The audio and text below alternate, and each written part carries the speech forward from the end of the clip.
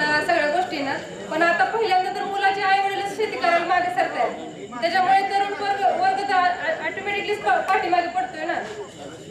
त्याच्यामुळे आपण स्वतः सहभाग घेतला तरुण पिढीने तर शेती मी तर म्हणते 100% म्हणजे लॉस जाणारच नाही.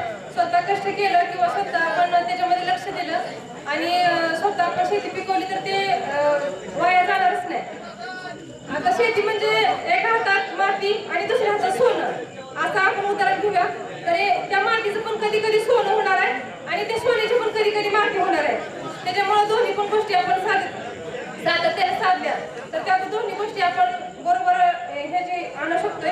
आणि सगळ्या तरुण पिढीला म्हणजे तरुण वर्गाला माझं विनंती आहे की सगळ्यांनी पुढाकार घ्या, शेती करा. चौकात बघा एखादा मुलगा सिगारेट ओढायला लाजत नाही, पण आपला पिकवलेल्या शेतात माल विकायला मात्र नसतोय. ही खरं तर काळाची गरज आहे. महत्वाचं काय आहे ते आजच्या मुलाला किंवा ह्याच्या अगोदर आपण कसं होतो की अध्यक्ष महाशय पूज्य गुरुजी वर्ग आणि ते जमलेले माझ्या बालमित्र मैत्रिण, मी तर लहानपणापासून ते आतापर्यंत 30 वर्षात एवढंच गोष्ट ऐकत आली.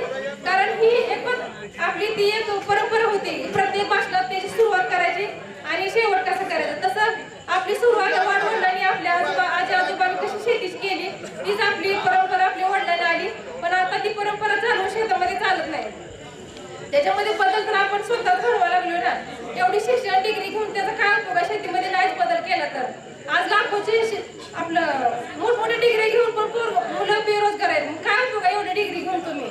पण आपल्या वडिलांची जे मी पिकवाय आज मुलं मागे सरतात तर ती स्वतः आपण त्या मुलांनी तंत्रज्ञानाचा उपयोग करून किंवा आपल्या डिग्रीचा उपयोग करून शिक्षणाचा उपयोग करून सगळ्या गोष्टी सातत्याने व्यवस्थित केल्या तर 100% शेती आपल्याला फायद्यात पडणार आहे. आणि सगळं 70% शेतीमध्ये स्वतः लक्ष पाहिजे. आपण गरज पडली तर तुम्ही रोजगारी किंवा इतर लोकांवर डिपेंड राहा. आपण स्वतः लक्ष दिलं तर खरं शेती मध्ये लॉस होणार नाही एवढं मी सांगते. आणि सगळ्या तरुण वर्गाला एक विनंती करते की तुम्ही पहिलं तर शेतीकडे बघण्याचा दृष्टिकोन बदला. शेती आपोआप बदलेल. ते बदलायचा दृष्टिकोन आपल्या हातात आहे. आज प्रत्येक मुलगी म्हणते मला शेतकरी मुलगा नको. कशासाठी नको म्हणते. याच्या अगोदर पण सगळ्या आपल्या वडील आपला आजोबा आजी आजोबा सगळे शेतकरीच होते की त्यांची लग्न झाली ना. आता जेव्हा मुलांची काय लग्न होणे तर पहिले ही मुलं तरुण पिढीच त्याला जबाबदार आहे. पहिली गोष्ट ते शेतीपासून वंचित होत आहे. त्यांना 15,000ची नोकरी हवीहवीशी वाटते पण इकडे लाखोची जमीन नको वाटते करायला. तर ती तरुण पिढीने स्वतः आपण मनावर घ्या. प्रत्येक गोष्ट बघा निवड आपली चुकली चालेल पण आवड चुकली नाही पाहिजे. कारण जिथे आवड निर्माण होते तिथे निवड कधीच चुकत नसते. तर तुम्ही शेतीमध्ये पहिलं स्वतः आवड निर्माण करा.